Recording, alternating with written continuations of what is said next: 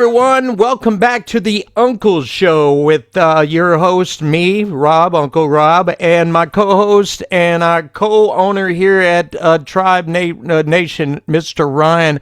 What's up, Uncle Rhino? Just kicking, baby. How y'all? How's everybody at home? I'm doing good, man. I'm just lining these interviews up and getting it all taken care of, and we've got another great one for y'all again today. This lady, I love this, and I keep saying this every episode. Know nothing about this artist, and that's the way I like it because she can tell us all about what she is about. Miss Nicole Ridgwell. What's happening, Nicole? Hi, it's so nice to meet you, Rob. It's good to see you again, Uncle Rhino. Thank you, lovey. Been a Good couple to see you. weeks. Been a hot minute. Yes, Yeah. yes. I've suffered, Awesome. but I'm getting my Nick fix right now. I'm getting my Nicole fix right now. Yeah. He said a Nick fix. Said I like that. Yeah, he's been suffering. Where do you hail from? Where are you from? I live in Austin, Texas. Austin. I've spent Yep. some time there between Dallas and San Antonio and Laredo. Do Where not are you like. based, Rob? I'm Where are you right now. I'm in from? Little Rock, Arkansas. I'm Oh, originally from Lafayette, Louisiana. I went through there quite a bit driving trucks. Um, we I we was did just in Eureka Springs. Eureka Springs. Oh my goodness! Yeah. Did you go to the what is that haunted hotel? The oh The my Yep. gosh, Crescent. the Crescent. Did you go? Yep. I passed by. So have you been there, Ryan? Yep. Have you seen some ghosty ghosts up in there? I brought my own demons. I Where was just about to say I'm already haunted. Yeah. I he walked in the house and it got quiet in there for they had no disturbances for You my scared all entire the trip. ghosts off. well Oh yeah. if you Hmm. walked in with those glasses and your posse, the demons probably been like, "Oh, we're out. We're going to take a little vacation. We're going down to Hot Springs to the Arlington, which is also supposed to be haunted." What'd you do up in Eureka Springs? It's beautiful over there. It's so beautiful. Just playing tunes, man. So there is a just outside of Eureka Springs on Highway 62. If you head east, like towards Harrison, there's it's called the Great Passion Play, and it depicts, from what I understand, the last week of Christ on Earth. Now, it's been years since I went to see it. It is very moving, very touching. Since I went, they actually have built a Holy Land that you can go see as well. So I was like, I've never gone back to see it, but that would be cool as all get out. So you said you went play a gig. How recently was that? I was there.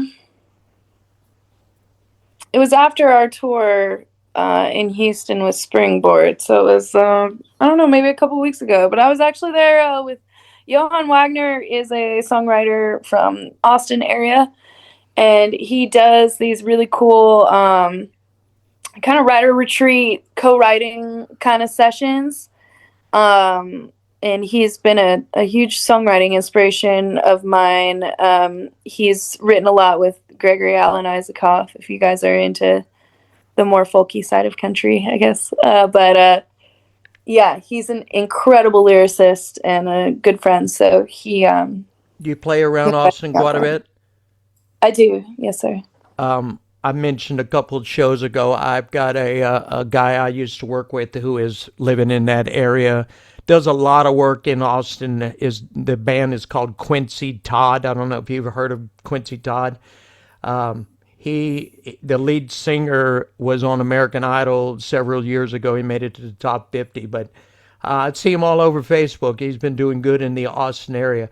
What do you do in Austin besides playing your music? What do you? I mean, is there something fun that Nicole likes to do? Well, yeah, I'm a singer-songwriter, and I'm the front woman of Cast Iron Shoes, which is the name of my band. That's what I release music under. So if you're curious about my tunes, that's where you'll find me. Other than music, good question. I'm pretty obsessive. I play a lot of music. That's one. That's one of the things that throws a lot of artists because Yeah, like, if, what do you if mean? Having a yeah, regular life? like a Yeah, civilian. yeah. Well, and this is what's so important that we're really pushing, that we talked on a little bit backstage before we came on. But the thing that connects you with human beings, all the other people who are going to fall in love with your music, and they absolutely will with your stuff. You and I have spent some time around each other now, and we know the drill of how everything hits. Um, with with what's going on with you as a human being, like what is the fun stuff that you like to do when you're not holding a fiddle, when you're not holding a guitar? What is it that makes you tick? People want to get to know your quirks and all that good stuff. There's a ton of places that love to talk about the music, and we're all over that. We're going to be all over that. But the real meat on the bone, tell us about what Nicole loves to do. I love to Boom. run away. You like to run away? I like to run away. Yeah, I I've restarted my life a few times. Austin's the most recent place that I have pulled up roots and then put down new ones. So um, that involves a lot of wandering around the city with a notebook. Um, I like to once a week just go somewhere with no goal and walk around and look at stuff. And I like to write poetry. I have a garden. I grow vegetables. I have a pit bull named Rosie, and I take Rosie. her to the creeks and the lakes.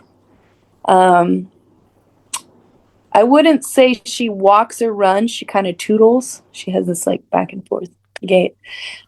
But yeah, other than that, most of my friends are also musicians, so we like to sit around the porch and share songs with each other. Um, and yeah, a lot of the things that I like to do, I've wrapped into my career. So I love traveling, which is why I tour a lot. Um, I love uh, talking to people and meeting new people. So that's another nice thing about playing shows. You get to meet a lot of people. I love dancing. When I moved to Austin, I actually wrote a song that's on my upcoming album called When I Leave This World, that's about learning how to dance and learning how to two-step. So that's been kind of a fun side quest for me. I think my appreciation of music really changed Now, when I now are you went from from Austin? Are performing to dancing. you say you planted and uprooted several Hmm. times? Are you originally from the Austin area? No. I grew up in a little town called Nevada City, which is on the West Coast. The state of Nevada is actually named after my town. When they drew the state line, it ended up being in California. So it's way up in the mountains. Um, it was one of the first gold rush uh, towns. Well, You're it up was a city back you're up then. more towards Sparks and in the northern part. Um, it's in between Sacramento and Tahoe, in the foothills of the Been through mountains. there. Been through there on Donner Summit, and that whole Yeah, area is not fun with the 80,000 pound truck rolling up that hill. And there's a it's lot of snow, a lot of ice. oh Yeah, yeah, I mean we left Sacramento. It was 93 degrees. We get the warnings, snow chains. I'm like, yeah. you're joking me. It's August. Oh no, we get No, they're halfway up serious. there. It's 23 degrees and it's snowing like crazy. And I'm like, okay, we made it to the top, but now you got to go down on all this stuff. We didn't Hmm. put chains, but it was quite interesting in that area. Yeah, That's a beautiful part of the country as well. yeah. So there's Donner Pass, and then there's the Sonora Pass, which is the other way that you can get from Nevada into California. That's where my brother lives, and it's a similar thing of it's just impossible to go through for large chunks of the year. It's so high up. So yeah, I'm a mountain person. But that is something you don't have to worry about in Austin. No, yeah, they call it hill country. Kind of. Well, I live. Austin is where three different terrains in Texas all kind of meet. There's hill country, and then there's the like plains, plateaus, and stuff. But yeah, hill country here is not nearly as steep as where I'm from. And it's funny because if you've never been to California, you kind of imagine palm trees and cities. You know, There, you don't imagine there is that, but there's a snowstorms and whole lot mountains. more. Yeah. So it's a different part of that state, which it's really hard to describe unless you've been there. But it's incredibly beautiful. There are these big tall trees, and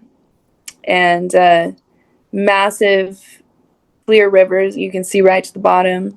You know what's weird is like I didn't think about it until you just talked about it. I mean, I've been all the way from San Diego all the way up to Redding, all the way up to Oregon and Washington, and it is so much different the more north you go towards the bay, and then you get towards Mount Shasta and Lake Shasta, and I'm like, Mm-hmm. and I'm again I've been to Huntington Beach and L.A. It's totally different ball game when you get north of, I'd say north of Redding ish, somewhere in Mm-hmm. that Stockton area. Yeah. Yeah, and the things I've seen mostly in Nevada was a lot of desert. There was a lot of mountains, but a lot of deserts in Nevada. When you're coming down, that's what I was gonna say. It was 90 something when we left Sacramento. We get up to the top of the hill and it's like 29. We get down to Sparks, it's 90 degrees again. So it's like big, big, big, big difference. Yeah. And there's a lot of I don't know, there's just a lot of history of moving around, from, Donner Party, Gold Rush, all of that. And then, during the Dust Bowl, a lot of people from Texas and Oklahoma moved out west and brought their music with them, and that kind of created the Bakersfield sound, which you can hear the roots of that in all country music today. And now you're noticing a lot of opposite things happening where people are musicians especially are leaving the West Coast, moving to places like Texas and Oklahoma and bringing that sound with them, which in the Bakersfield sound, informed so much of, Emmylou Harris and Graham Parsons and like the kind of California country sound and a lot. And then you had, of course, people like Blaze Foley and Lucinda who were going back and forth between Austin and California. So there's all of this like musical migration happening between Texas and California. And I don't know. I mean, I guess I'm one of those, where I'm going back and forth between Texas and California and kind of bringing bits. It's country music, but it's not the kind of it's a different kind of country music. It's It's not it's not it's not rootsy, it's not your grandpa's country, I guess. or it is a Oh, little bit Or more maybe it's grandpa more like than that. modern, I would say. Yeah. There's a lot of I grew up, as I said, I grew up in the mountains, so we had a lot of bluegrass music. I play fiddle and guitar, so a lot of those real old traditional sounds kind of mixed their way in, and then I spent a lot of time in Louisiana and South Carolina. So, when I left California, I drove as far as I could to get away, and that was South Carolina. After that's just the ocean. So, there's definitely a lot of, you know, old blues and gospel and Cajun and Irish, Appalachian. Scottish, I'm Appalachian. I'm Yeah, I'm all about some Cajun and Zydeco and that I love whole it. New Orleans culture and growing up down there. I mean, it's in you. How long you been in Austin?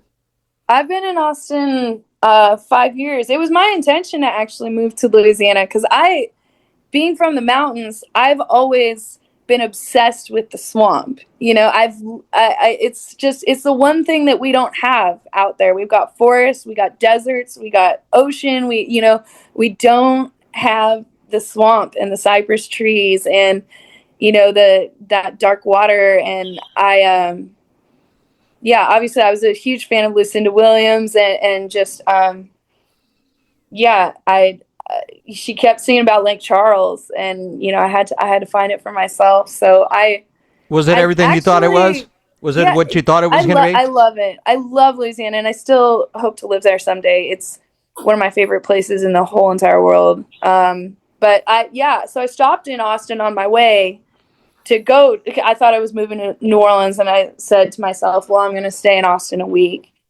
because I love playing in Austin so much. Every band I've ever been in, my favorite place to stop on tour was Austin, because of everybody sings and dances here. Everybody two steps to your music. There's so many music fans that live here, and there's so many music venues. Everybody wants to hear Austin real is live music. Austin is definitely huge for music. I mean, Huge. do they still do the Austin City Limits? I remember years ago I used to watch that. Is that still happening?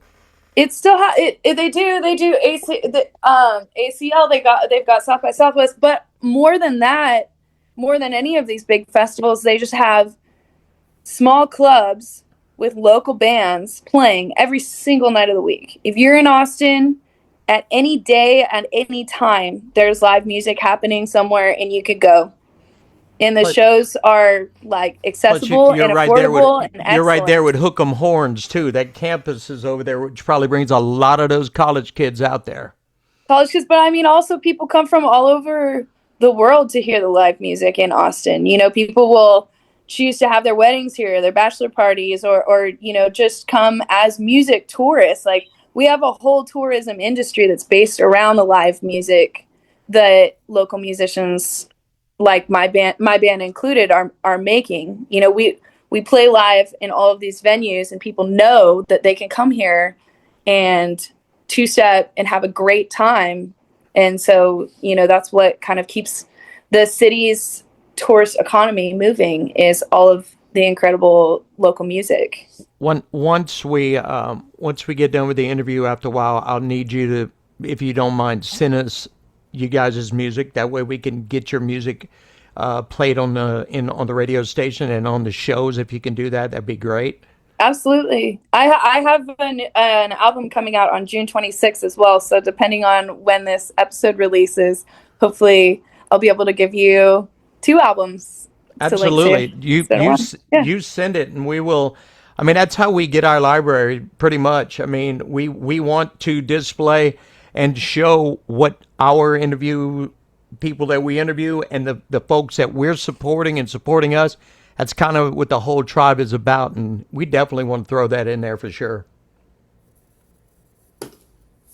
It's You a great. inquired over there, Ryan. I On was your I was mind. listening on several fronts. I was thinking about several things. There was we could do a whole episode about Eureka Springs.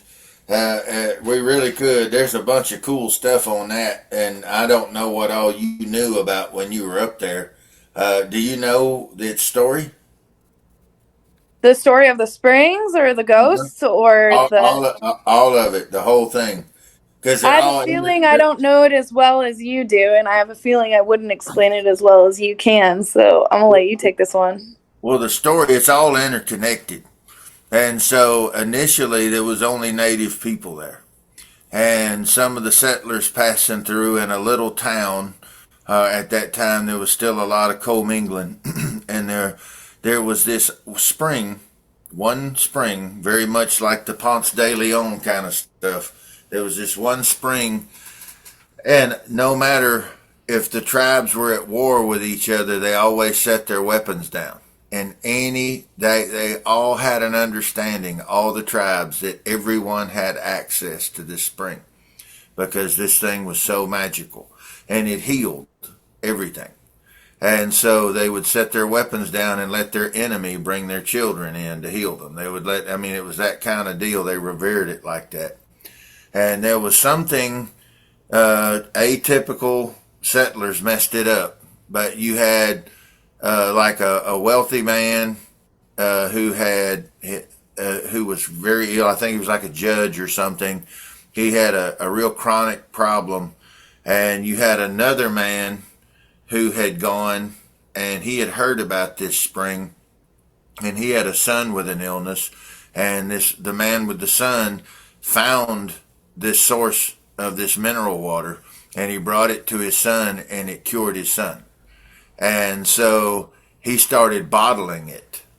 Instead of letting it do what it was supposed to do, he started bottling it, and he started trying to sell the bottled water. And he actually cured this judge, and the judge wanted to know where he got the water, and he finally broke down and told him, and he was supposed to keep it a secret. Well, the judge told everyone. He told a newspaper reporter, and 100,000 plus people, desperate people, all showed up from everywhere. And I don't know if you ever saw that old movie, The Cocoon, where they had the cocoons in the swimming pool and all the old people were energized after swimming. But if everyone got the word out, it sapped it all out of the water. Well, that happened. And so all these people, they'd spend every dime to get there. They didn't have any money to go home. And so the way they tell it was it was despair. It didn't work anymore. They broke it. They ruined it. And then all the people were stuck there and they passed away. And huge numbers of people passed away. And then you ended up with all these not magical, but you started having all these occurrences everywhere where people in hotels. Supernatural. Yeah, it's supposedly. And I will tell you, my mind is open to most things. I don't shut the book on a whole lot of stuff. I've seen some crazy stuff myself firsthand, and I look at things quite clinical, and I'm a skeptic about most things, but I'm open-minded also the same way. And I will tell you, I took my camera while we were there and went to the Civil War hospital that was in the cave system that they had. And I was the only one, completely solo. And I went in there in the middle around 1 a.m. And my camera had worked all the way up going into that area and all the way outside of it when I left. But while I was in there, every place I took pictures, all the pictures were smeared and blurred. Like there was no a corrupted image on everything, every photo that I took in that area where they have supposedly see images of people on a regular basis, silhouettes of people standing there, and then nobody's there. I went in there specifically with my camera by myself to go take a bunch of pictures, and when I came out, every picture was jacked up. That's wild. I had my dog Rosie with me, and Ryan, I take her everywhere. She is very used to being on tour. I was put up in one of the bed and breakfasts that I believe it used to be a brothel, but I could be wrong, but I believe that was its original. Anyways, I'm with Rosie, and we have been, going around in public places the whole time. She just calmly lays at my feet. We go to this one bar, and she will not settle down. She keeps staring at the wall. Like there's nothing that, but she's on high alert, like on guard. And everyone's just thinking like, oh, well, she must be, there's something wrong, whatever. I take her back to the room. We go to sleep. At 4 a.m., she wakes up and she does the same thing again. It's like she could, to her, and I don't know, I couldn't see anything, but there was something there. And this is like very unusual behavior. She only does that if there's, a perceived danger. And it was, I don't know, it was very interesting. I would say that because of like the story he just said and where you were at, it's probably a pretty good chance that there was something in that wall or that the dog was saying. They can sense those kind of things. So, and he was talking about Eureka Springs. You go a little further south in Hot Springs, Arkansas. They have the magical or mysterious whatever bathhouses. There's Central Avenue, which is Highway 7, is nothing but bathhouses. It's like natural hot spring water. You can pay and somebody will scrub you and give you a nice cleansing and everything. Again, those waters are supposed to be magical healers. Back in the day, Al Capone and lots of mafia folks were partaking around that area.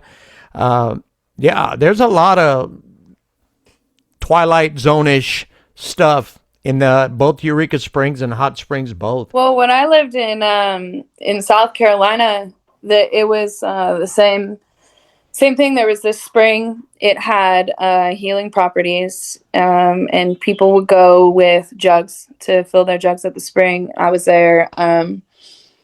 I filled my jug, and these old women were there. They go and they dip their jugs in the water, and one of them comes up to me and she says, "Ma'am, I can tell something's troubling you."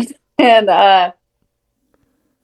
I just kind of told her, that where I was in my life at that time, I felt really lost. I didn't know what to do. I knew that I didn't want to help other people make their art anymore, and I wanted to start my own band, but I didn't know where to start. It was the middle of COVID, and I was just, I was like a gypsy drifter, just playing my songs on the side of the road. And she said, "You are nothing but a mustard seed. Don't forget that." And she took her water and left. That will stay with me till I die. Like, she looked me right in the eye. Mustard seed. I'd have been. I'm not violent, but I'd have wanted to smack her. I was like, "Listen here, I'm not going to be a mustard seed my whole life." But it's like that wasn't what she was saying. No, it's biblical. Yeah, well, and that's the thing is, if you ever see a mustard seed, it's tiny as a grain of pepper, but when you see what it becomes, the power that's inside that tiny seed, it's mind blowing. It's beyond comprehension what that little seed will sprout into and then grow into, Mm-hmm. and then change everything around it by its presence, and that's the big one, and that's what she meant. Yeah. I got a good lesson on what the mustard seed is about today. I'm glad you brought that up. It'll be ketchup tomorrow. I've never seen a mayonnaise seed, but there's bound to be one. If there's a mayonnaise seed, send it to me because I love mayonnaise. I'll eat those seeds. I love me some Blue Plate mayonnaise. So Okay. you've been all over the country. What is your favorite spot? Let's not say for music, just for what is your favorite spot you've ever been to? Get ready because these are the kind of questions I'm throwing out the whole time. Again, it lets us know more about Nicole, about the person Nicole, not the artist creative side of you. And for the listeners' benefit here, I will say 99% of all the interviews that you ever hear at radio stations, that's usually an artist who's never met the person who's doing the interview, and the person who's doing the interview often didn't even know about the artist, and they were just told they have to interview someone, and they just have a checklist of these common canned questions. You often don't really come out of listening to a 30-minute interview knowing much more than you did going in. And what you do here is typically applicable to most of the whole world around you. And what we're doing right here is we're throwing curveballs, and Nicole's catching them, and she's turning and throwing them back. And so it's completely unscripted, and you get to see Nicole as she's unscripted, which is the best part of Nicole. Nicole is an incredible artist. She's a phenomenal musician, but you're getting to see the human being right now, because the suit isn't what made Iron Man. Tony Stark did. And that's our whole point right here with Nicole. It's not her musicianship is not what makes her remarkable. Her spirit and her heart are so incredible. That's what makes her music flow and have so much connectivity with everyone around them. So that's my spiel. Now on to the question. What is The your question favorite? is my favorite places or my favorite place? If you've got two or three, that's fine. I like highways, and I like marshes, and um I don't know, springs, places with water. Actually, So I like swamps, and Rob, I like I'm jumping gonna it. I like jumping in water. I sometimes, if I'm stressed out, I just sit in it. I stop at the ocean. I love Galveston. That's actually how I met you, Ryan, was through Emily, who I randomly met because I finished a tour and I didn't want to go home yet to Central Texas, and I just stayed in Galveston.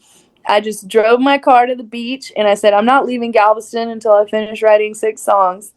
And while I was there, I met Emily at the cafe, and she's who connected us. But I will just go to a body of water and stay there for an undetermined amount of time, just until it's right to leave. And that's why. So, magical springs and mysterious lakes and big rivers are kind of my favorite places, and they're all over the world. I got 2 spots for you. One is right there in Texas that's easy for you to get to, and it's called the Medina River. Have you seen it yet? I'm writing it down. This is your homework assignment. And when you find it and you see it, you will be like, oh, yes. And I'll be like, I know. She gonna text you a picture of, hey, I made it to Medina River. Yes, it's absolutely stunning. It's a tiny little river that comes from underground, and it flows through the Castroville area, south of Austin. It's absolutely stunning. At the widest part, I think it might be 30 feet, but it can be 12 and 15 foot deep. You see the bottom. So often you'll see the bottom because it's crystal clear. And when you first, I can tell you, I used to go down there in college during that time in my life, in my teenage years, and I played the clubs and stuff. And so when we were off, we would all break and run with all the girls that had come out to see us. We'd all go down to the Medina and go swimming. And back then, there were a bunch of farms and ranches everywhere. Now it's all subdivisions, but used to be these ranches everywhere, and the ranchers let the kids put those big giant rope swings up in those cottonwood trees. Mm-hmm. And so you didn't have to drive. You just drove till you saw a rope hanging out of the tree, and you're like, that's the spot. And you'd park, and everybody was free to use the ranchers. They didn't worry about it. And the kids would go in there, and they just swim and go till you were just tired. There's huge shade because the trees are so big. So, there's shade over the river, and it's just a beautiful setting, and it's perfect for what you like in that regard. The other one, the second one, there's a town called Uncertain, Texas. And Uncertain, Texas is home to a beautiful hidden crown jewel called Caddo Lake. And Caddo Lake is like me. She's half in Louisiana and half in Texas. And it's all the same thing. It's the most beautiful black mirror water. And it's got amazing big old cypress trees and the heavy Spanish moss and lily pads big as your hat. And these steamers that go out there. And these steamers will cruise around out there. And a bunch of you can rent one and jump on this big old steamer and have a boat captain, and it looks like you going through the Amazon or something in that boat. And it's wicked. That's music video stuff, just so you know. I was literally thinking video when you said that. That would be very good stuff for like Seminole Wind type video.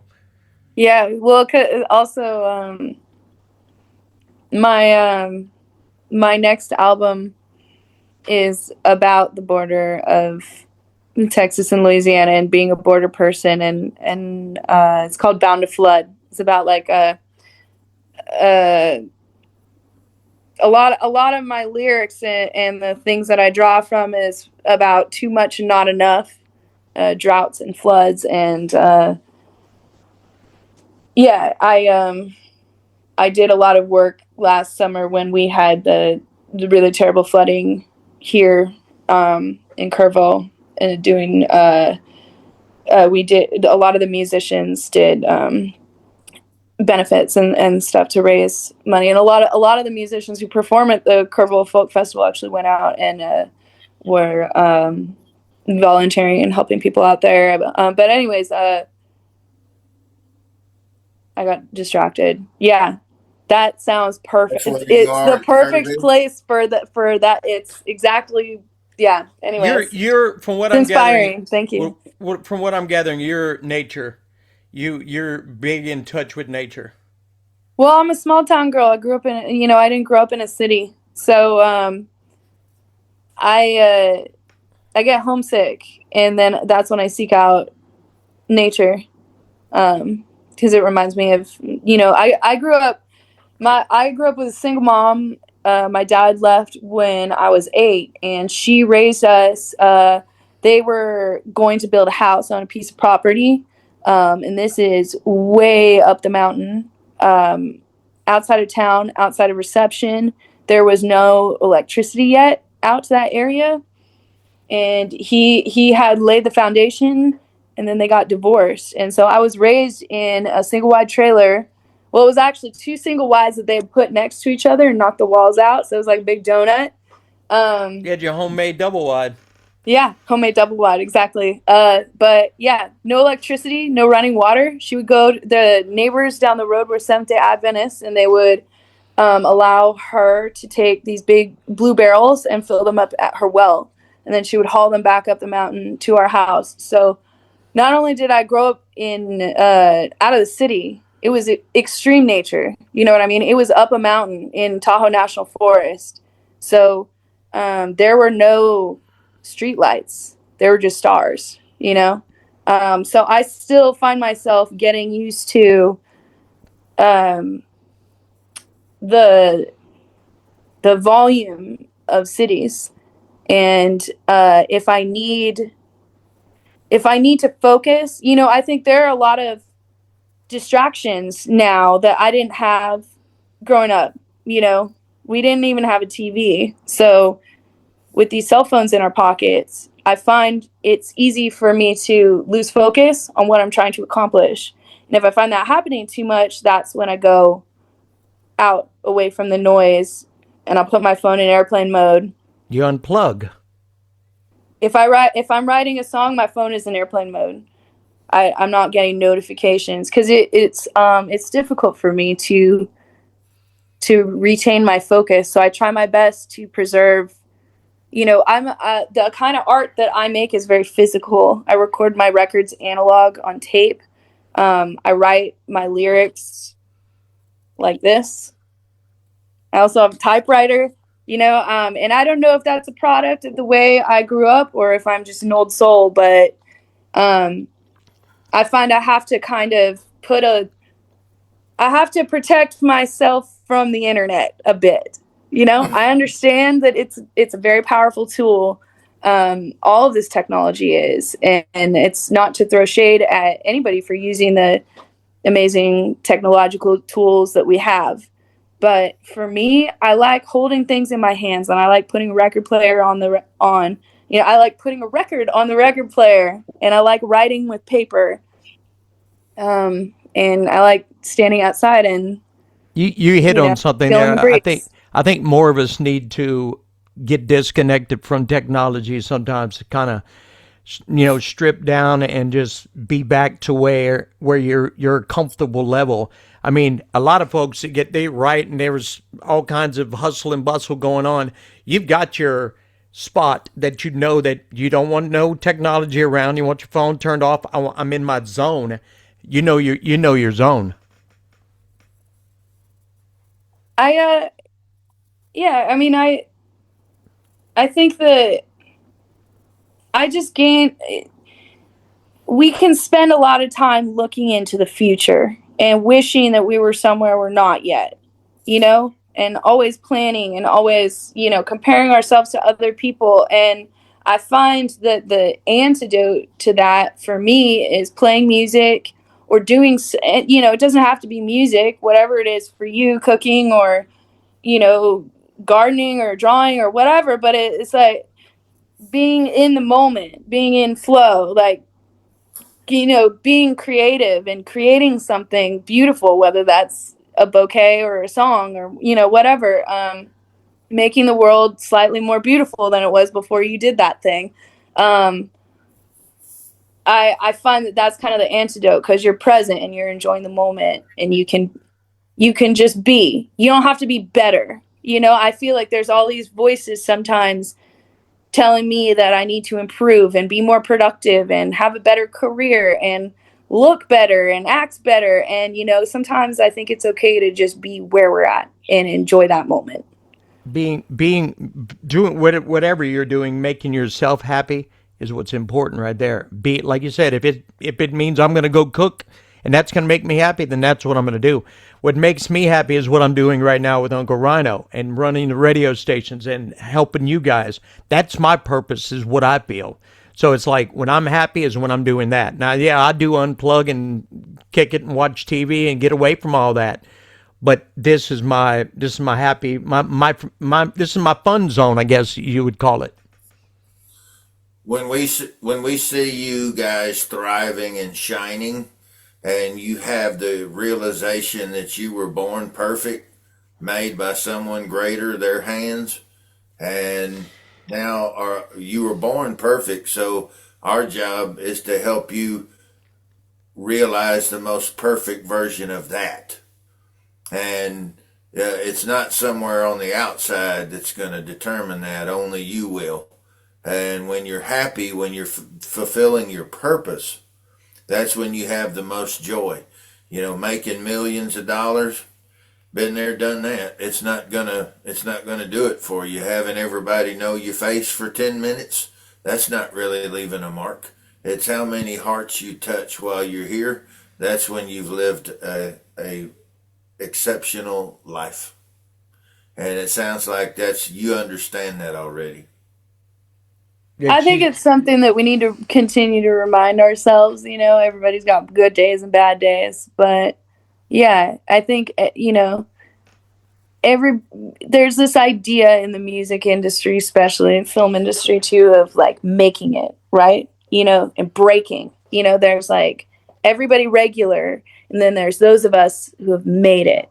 But I've realized in the course of what I do, it's different levels, right? You reach one, and then all of a sudden your goal is up here, and then you reach that and your goal's up here, and you never really celebrate that you did it. You're just on to the next thing. Well, I don't think it's so linear. I don't think there's those of us who've made it or those of us who haven't. It's if you're making songs or listening to a song, you don't even have to be playing music, but if you're enjoying music and you're feeling something that's real, that's making it, and it doesn't matter if you live in a big house or a small house or wherever. I think everybody has value and everybody brings something special to the world, and I think that it's important for us to stop seeking sometimes and just be good where we're at. So that's the be distraction. content, and be happy with what you're doing at the moment. Yes, you'll still have challenges or more goals you want, but you, like you said, you got to enjoy where you're at right now. You You worked can't your write a butt off to song. get here. Yeah, you We, can't write a song if you're worried about becoming a better songwriter. You what know? you touched on it earlier. You said one of your favorite things to do is be a traveler. You didn't say your favorite thing to do was being an arriver. Right. Yeah. See what I said? And Yeah. so that's the truth of it, is once you find joy in the trip, it's not about sitting on top of the mountain. It's about who's rolling with you, who's got your back, who you're helping and encouraging, and they're doing the same with you. That's the only thing that gives the top of the mountain meaning. If you didn't go through a valley to get there, it has no meaning. And if you don't have someone that you traveled with that you can look over and go, damn, can you believe we got up here? Dude, we Then it went a has no, long ways. Look at what happened. Yeah. yes. Yeah, and it only has meaning if you've got someone who made that trip with you and they're like, whoo, boy, I tell you, you've got somebody there with you like that. That's what makes it matter. And you don't gauge yourself by what other people do. It's you're in a marathon, and the only person you're racing is the last best version of yourself. And each day, if you're a little faster than the you was yesterday, that's you won't have anybody close to you on the track. If that's how you gauge yourself, you will be the best version of you. There won't be anybody that can catch you. And each person has their own track. You're not all racing on the same track, and the business misleads people to think that's the case. Society misleads people that way. And to her point, Rob, we get distracted and we end up, if you chase money and titles and accolades, you'll be not doing nothing but chasing your own trailer hitch in For a the circle. rest of your life. Yup. You'll But if never be you chase, satisfied.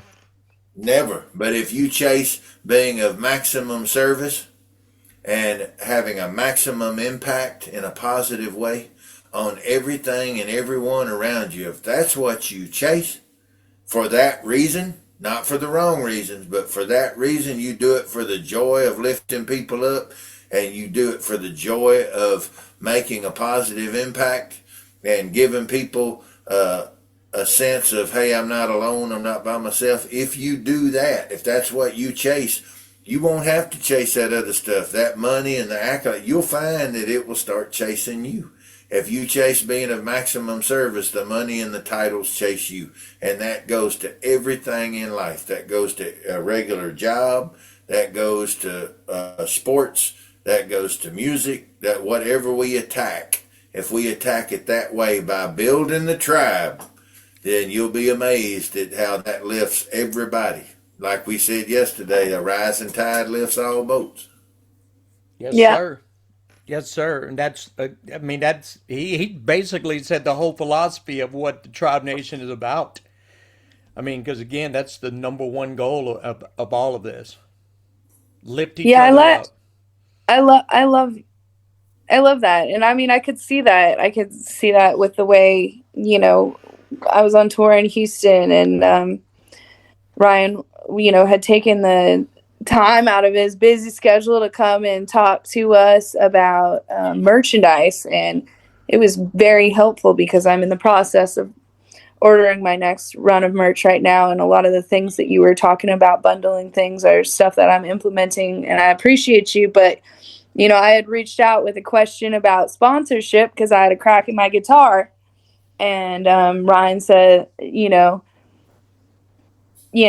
introduced me to Tom with Fret Barber and said, well, Tom can help you, and this was a guitar that I play every day. And yeah, I can see that in the way you live your life. You help people and you connect people and you try how and lift quick everybody up.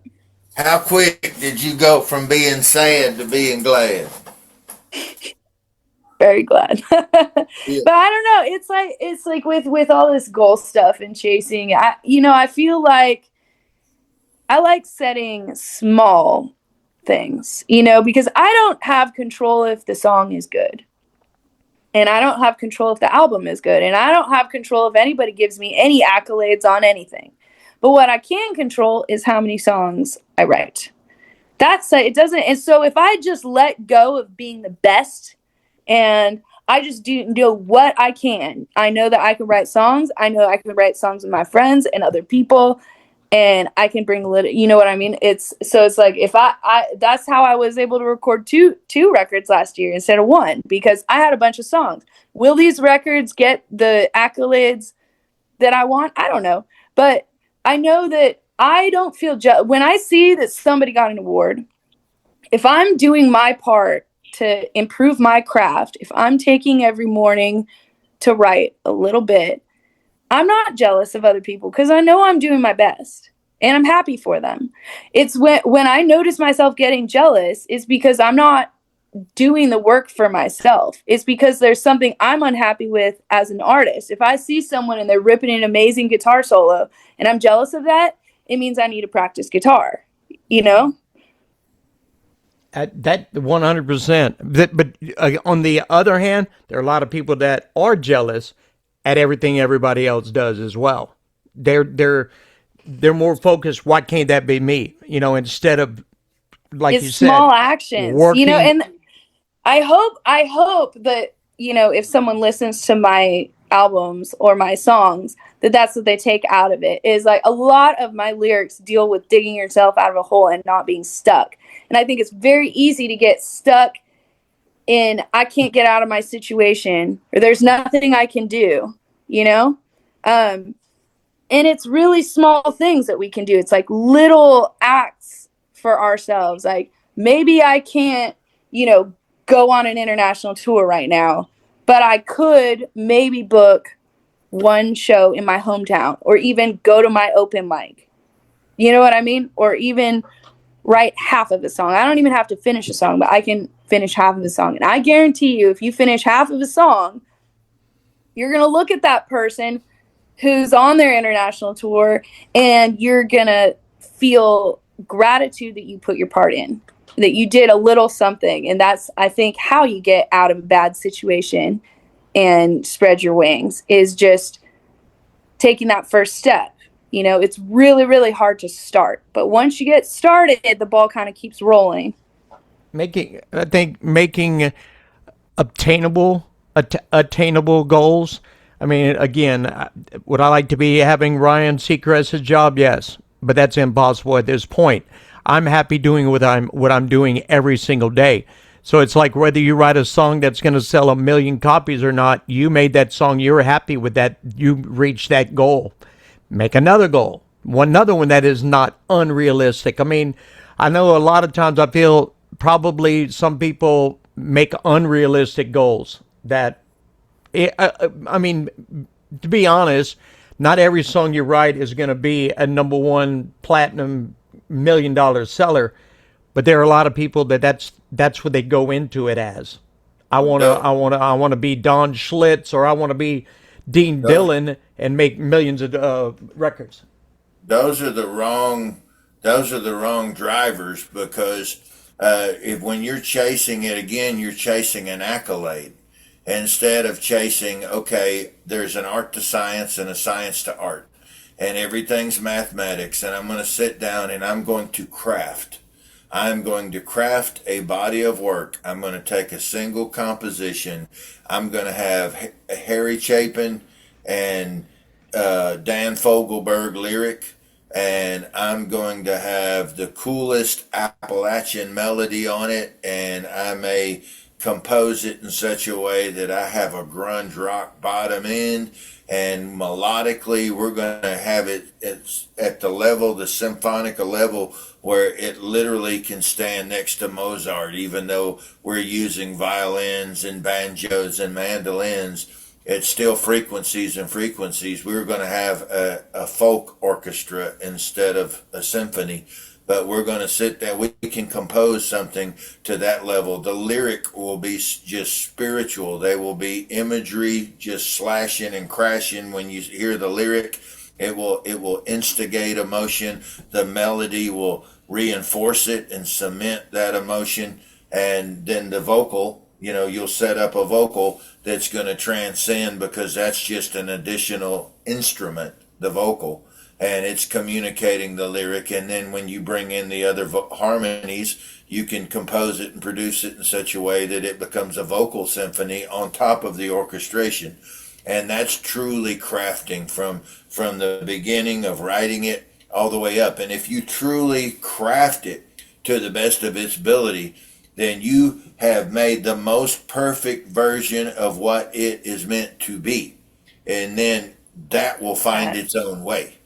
It's like you don't determine where it goes after that. That's up to marketing people. You create something, and you create the most powerful, complicated simplicity and perfectly perfect, but you create something that's so well crafted and so stunning and based on the craft, the sounds that we make when we form words. We know how to, that helps. There's certain reasons why we select the words. People don't even think about this. Then there's the scansion in which the syllables fall, and your syllables become yet another percussive instrument, the way that the song is done. And all this is all part of the craft. And if you're not doing all these things, it's not 100. You might write a song, but it's not 100% crafted.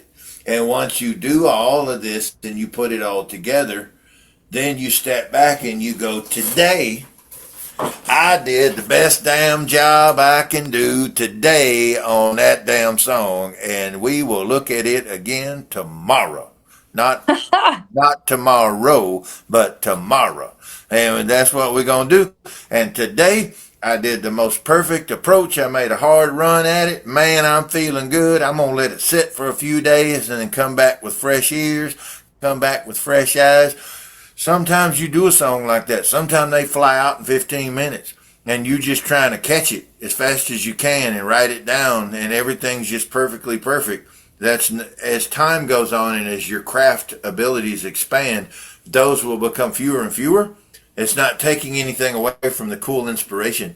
But I will say that once you start laying out that big stuff, man, you start getting into the big, like, whoa, this is so cool. The grooves, the stuff that's got real meat on the bone lyric that speaks to so many people.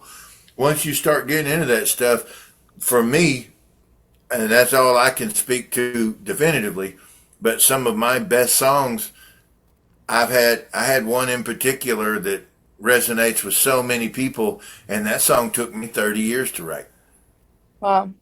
I wrote 5 versions of it, and Yeah. that's going to happen. And then it was crafted. All it had, it finally ended up with all the spinning rims and the hot rod paint, and it was ready to roll out. And you don't Some know songs take forever. it happened. You know, It's frustrating.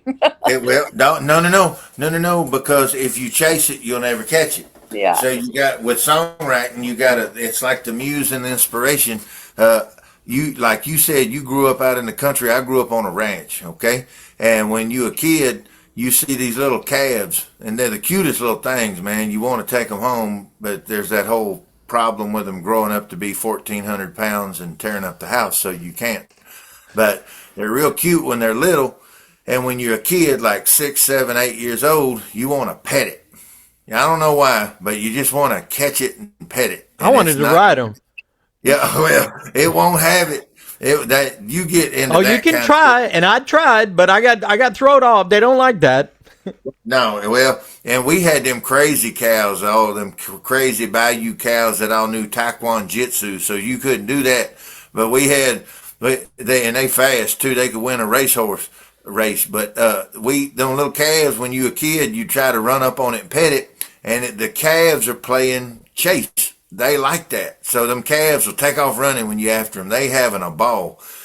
Well, you do that till you're exhausted. My granddad would laugh. He'd tell me, "Hey, you're not gonna catch it," and yes, I will, and no, I didn't. And then, and then what ends up happening? You finally give up, and when you give up, Granddaddy showed me the trick. Probably I was probably around 8 or 9 years old. He said, "Don't pay him any attention." And Granddaddy was looking at the pond, and the calf finally came up behind us, and it was standing there behind us, and we ignored it. We acted like we didn't see it. And he and I would be talking, and he said, "Don't pay him any attention, son." And we wouldn't pay any acknowledge the calf at all.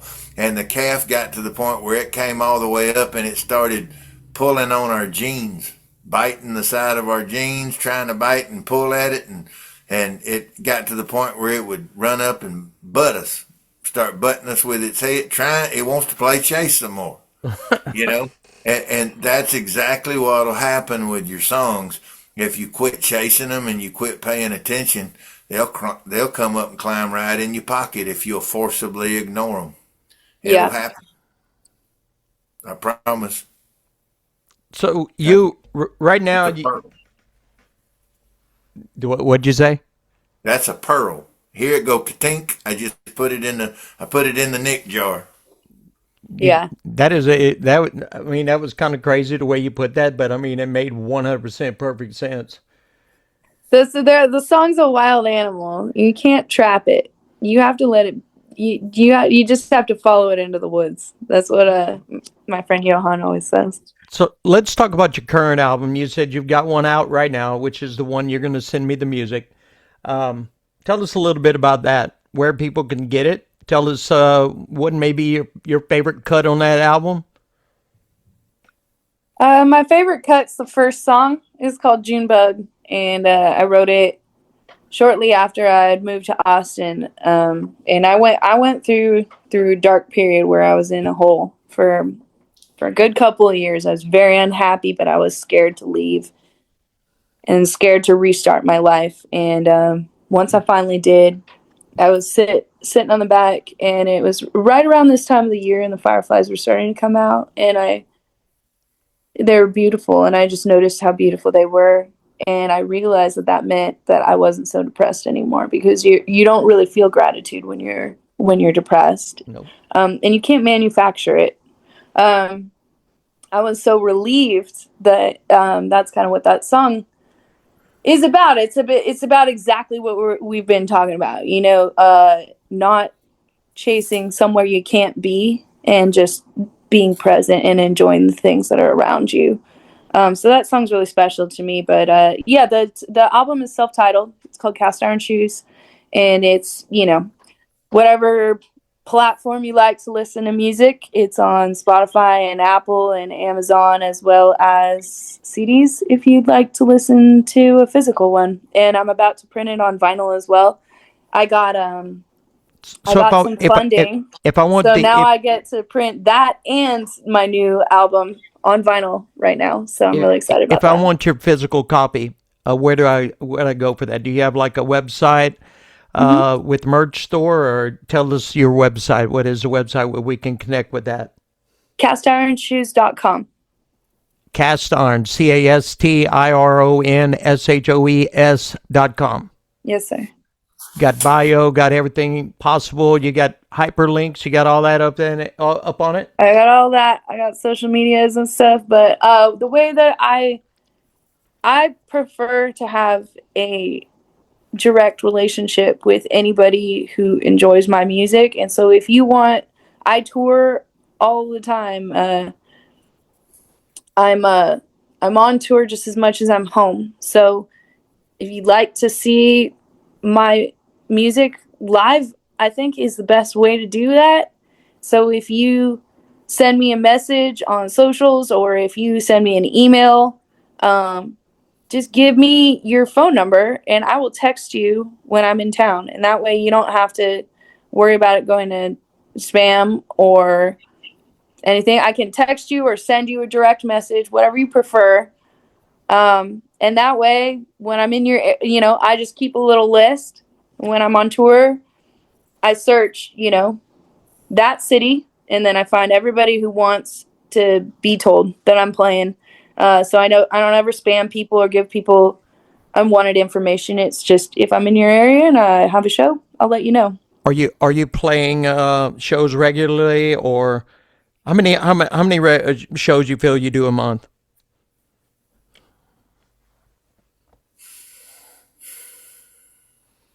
Probably, usually at least 15.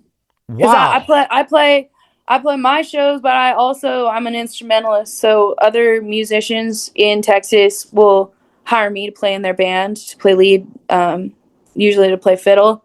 So I do that, as well as session work, where I help people with doing their recordings, and then I have my band's shows. I'm about to do this album release on June 26th, and then I'll be on tour. I'll go through Colorado and Wyoming out to California, and then I'll fly to the UK. I have dates in North England and possibly Scotland as well, and then Nice. I'll fly back and do the West Coast, and then go Part to of that Nashville. part of that traveling. Yeah, yeah. Do you So do I you love to travel. do you keep your tour your gigs and dates? Do you keep that updated on your website? Yeah, and I guess now's as good of a time as any to announce that I just for the first time signed a management deal. So I have this incredible manager, Austin Breckenridge, who had been working, just, I mean, honestly, volunteering his time and giving me advice for a good couple years. And I remember when I first met him, I was watching him he was speaking at a South by Southwest event or something about managing artists. And I thought to myself, like, he's going to be my manager someday. I just know it. And I never asked him. I was very respectful. I would just, if I had a question and needed advice about something, I was self managed, and I would just send him a message, and he, over time, would, meet with me. Then he would start meeting with me once a week just to give me advice. And then at a certain point, when I sold out of all of my merch from my last album, and I Emma was about to release this, and he looked at me and he said, "Do you think you can do this on your own? Do you think you're capable of doing this release?" And I said, "Well, you're the one giving me advice. You tell me." And he says, "I think you could use a little bit of help, and I'm willing to expand," because his roster, he keeps it really small. He only works with 4 artists, and so yeah, he's helping me now, and it's a huge it's a huge relief. I'm still learning how to delegate. Well, when you It's a go work in so progress. when you go so long doing it yourself, now you've got to not not trust, but it kind of you've got to trust that the best interest is all being taken care of. I mean, that's probably a big step, but Yeah. again, if you're busy the way you're saying you're busy, you need help taking care of a lot of that, and that's good. I'm glad you've got that. Yeah, it's a relief because yeah, it's been a lot to keep track of. But all of that's to say that I think, yeah, he not only on my website, it's going to be more reliable for all my tour dates and my merch, and as well as I think he wants to make like a space on the website for fans of the music to watch special, behind the scenes or special live videos of us playing. So that's all kind of coming together, and I just feel really grateful. I'm going to be putting more. I've really, I don't know. Part of why I feel just so grateful is the other artists that he works with have the kind of online numbers wildly further along than me, and I've always really focused on in-person real things that I could touch, real CDs and vinyls and live shows, and you can come to my show and shake my hand and dance, and that means a lot more to me than Spotify numbers and playlists and follows and all of that. I meet my fans and I shake their hand and I say, I will let you know when I have a show in your town. I like face to face, but I think now hopefully I'll be able to navigate the digital world a little bit easier with some help. Uncle Rhino and I have said this so many times in interviews, is that personal connection. And that is what's going to make them, again, the music brings them, but your personal connection, the way you make them feel when they're there, is what's going to make them keep coming back. So Yeah, what, a lot of artists talk about fans, it's like, oh, there's artists and there's fans, and, kind of like how there's like civilians, and, it's just, I think everybody's a person, and anybody who took the time to come to one of my shows or listen to my song is a friend of mine. And I just treat everybody the same, I, I'm grateful to people for taking the time to listen to my music, and I'm grateful that it meant something to them. I'm honored that they chose me as an artist, and I respect, I just I want people to know how much I appreciate and respect them, because there at a show there's two halves. There's the band and there's the audience. And it takes both. It takes energy from the band interacting with energy from the audience, and there's no one that is higher than the other. well, I think they will feel them watching you. They'll think that you're higher for sure. I will tell you this: a fan will always, the musician. I mean, you're the star of that show at that moment, whatever.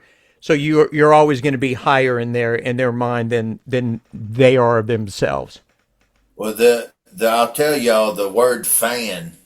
I don't know who in the hell came up with it, but I feel confident in saying it was a dumbass industry person. I've Yeah. always I've always hated that word. I hate it. I hated it when I was 19 years old. I'm 54 now and I still hate it just as much.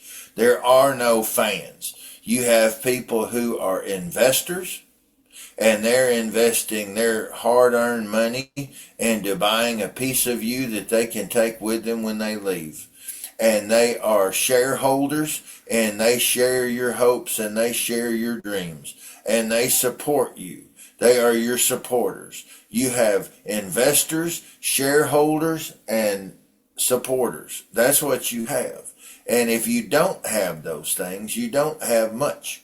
I mean, you can have the joy in creating, but all those people who actually enjoy it and they invest in it so they can take it home. It's that connection to you, to Rob's point. They connect with you and then they want to listen to your stuff later and relive their experience the way they felt when they got to meet you and hang out. And every time somebody's in the car with them or talking to them while they're, and be like, oh, I met her and she was so nice. Let me tell you what she said. Let me tell you Yep. what she did. And she was this way and she was this way. And they That's sang what this the, song. Man, this song was amazing. It made me feel ba ba ba ba. They can relate to it. That's what it's all about. That even if there's no personal connection, there is a connection there one way or the other. and you called them your friends, which is accurate. That's accurate because your friends invest in you, and you invest in your friends. Your friends support you, and you support your friends. You know, your friends are shareholders. They share your hopes and dreams and fears, and you reciprocate. And you are writing one of the great honors of a composer, and you have it, and you approach it properly. You have a distinct honor of creating the words and writing the songs with the appropriate emotions to them that will become the soundtrack to the favorite memories of someone's life, the only life they'll ever live. You write the soundtrack to their memories. How incredible is that? And you approach it with that kind of love and you approach it with that kind of humility. And for that, I was extremely proud of you. I had watched you for a while. You didn't know that. Also, because Emily Perkins had turned me on and directed me to watch you. And I had. God bless her. She's a fellow tribe member. But I've been watching you for a while and I fell in love with Nick. I fell in love with her and the music just echoed. It's an extension of her, but she's a phenomenal person and a phenomenal artist and musician. And so it makes it easy for someone want to support that and invest in that and to share in that. So, That means well, so much. Thank you. well, It's such an honor, and I just that really means a lot. Thank you, Ryan. so what we normally do at this time, the interview is rolling. We're winding it down. We always play a choice of song that you want us to play. We will get it put in the interview. Tell us what song. Maybe it's Junebug. Maybe it's another song. Tell us what song you would like for us to play at the interview. Give us a backstory on it, and then we'll get it going. Don't Let Me Go Back. That's track 2 on my album Cast Iron Shoes. And what is the significance of that, and what is the backstory on that? I wrote Don't Let Me Go Back about my experience working in the film industry in California, and it's why I ran away from California. And I know we talked earlier about my experience of that, but basically one day I just had enough and I left. I quit my job and I broke up with my boyfriend and I packed all my things and I started driving. I didn't know where I was going to land. I thought maybe Louisiana, maybe somewhere that I enjoyed playing music, and I was going to start over, and I wasn't going to have a job where I'm helping other people make their art. I was going to start my own band and see if I could make it as a musician, because everybody says you can't, but you don't really know that until you try. So I wrote Don't Let Me Go Back after living in Texas for a couple months. I was in my bandmate Julie's house, and we do this songwriting thing where everybody goes into a different room for 15 minutes and just writes as fast as they can, stream of consciousness, and then we all come together and show each other what we made. And I wrote that song thinking about her and my friends here and how grateful I was to have the courage to begin my life over again and to be on my second life. Nicole, thank you so much for sharing your story with us. This is going to be chapter 1 of your story here with us. I mean, welcome to Tribe Nation. As Uncle Rhino said off camera, we're going to try to get you in here every 90 days, get an update. new music, more stuff. Hopefully by that time you've got you've said you've got tour dates coming. We can talk about all that good stuff. Thank you so much for being with us today and sharing your life with us. It was an honor. Thank you both so much for inviting me. It means a lot. It means a lot to be here. Don't let me go back. Right here. This is Nicole Ridgwell right here on the Uncle Don't Show. let me go back. Don't let me go back. Don't let me go back. The sky'll turn black and they'll call me a coward. Took a bite from a poison apple. Second life left for dead. I fell asleep underneath the crossroad till the devil passed over my head. Don't let me go back. Don't let me go back. Don't let me go back. The stars turn black and they'll call me a coward.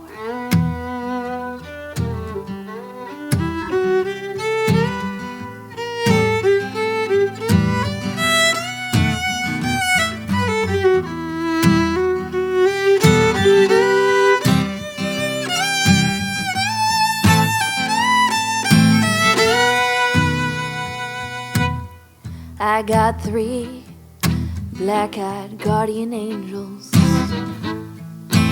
watching over me.